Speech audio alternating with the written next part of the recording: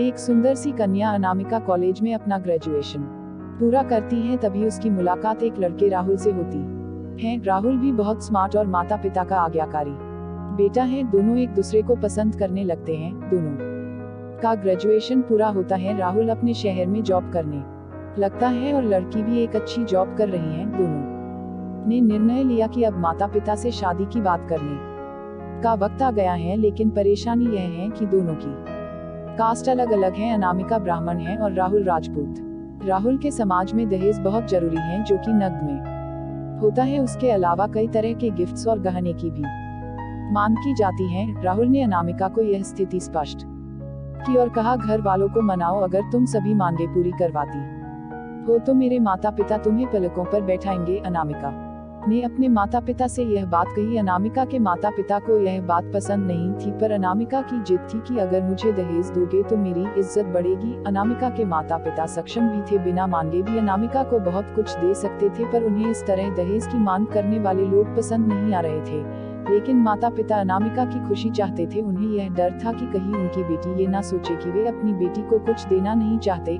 इसलिए उन्होंने सभी शर्तें मानी। शादी में राहुल को कार, फ्लैट, फर्नीचर के साथ 50 लाख नकद दिए गए। साथ ही अनामिका को गहने भी दिए गए और सभी रिश्तेदारों को गिफ्ट्स और कपड़े भी दिए। शादी बहुत धूमधाम से की गई, कोई कमी नहीं छोड़ी गई। अनामिका को मन ही मन यह गुमान था कि कास्ट अलग होने के बावजूद माता पिता ने उसकी शादी ससुराल के हिसाब से की। अनामिका को विश्वास था कि उसे बेटी बनाकर रखा जाएगा, उसे वही प्यार दिया जाएगा जो उसके माता पिता ने दिया, क्योंकि उसने अपने ससुराल का मान रखा है। अनामिका ने अपने घर से ससुराल विदा ली। ब्राह्मण कन्या राजपूत घर की बहू बनी। ससुराल में बहुत ज्यादा पर्दा प्रथा थी। बहू को मनचाहा खाने तक की स्वतंत्रता नहीं थी। कितनी भी भूख क्यों ना हो, घर की बहू सबके खाने के बाद ही खाएगी।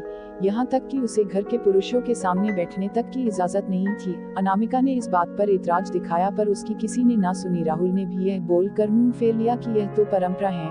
अनामिका को जो गुमान था वो धरा के धरा रह गया। उसे अपने माता पिता की बात याद आई। जब उन्होंने समझाया था तो वह उनसे बहुत लड़ी थी। उसने ससुराल में बात करने का फैसला किया। अनामिका ने अपने सास, ससुर और पति से बात की, लेकिन उन्होंने नहीं सुनी और उसे बहुत बेरहमी से पिटा गया। अनामिका ने कभी ऐसा व्यवहार नहीं देखा था। उसे जिस लाए हुए दहेज पर घमंड था वह चूर चूर हो गया था। अनामिका को माता पिता से बात करने भी शर्म महसूस हो रही थी और इसी कश्मकश में एक दिन अनामिका ने अपने आप को खत्म कर दिया। माता पिता को जब यह पता चला तो उन्हें अपनी गलती का एहसास हुआ कि वक्त रहते समझा होता तो बेटी साथ होती। जो लोग दहेज पर बेटे की शादी करते हैं उनकी सोच हर तरह से छोटी होती है। जो बेटे को नीलाम कर सकते हैं वो किसी और की बेटी को कैसे अपनी बेटी बना सकते थे।